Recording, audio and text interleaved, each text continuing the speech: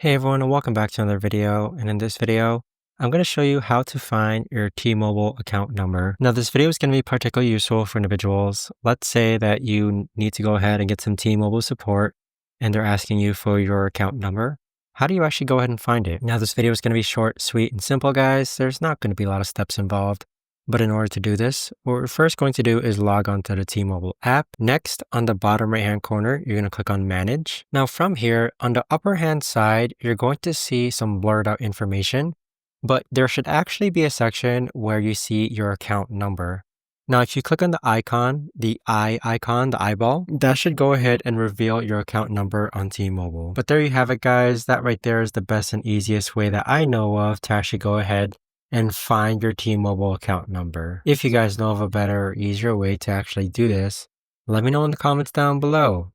I would love to know. Thanks so much for watching, everyone, and I'll see you guys all in the next video.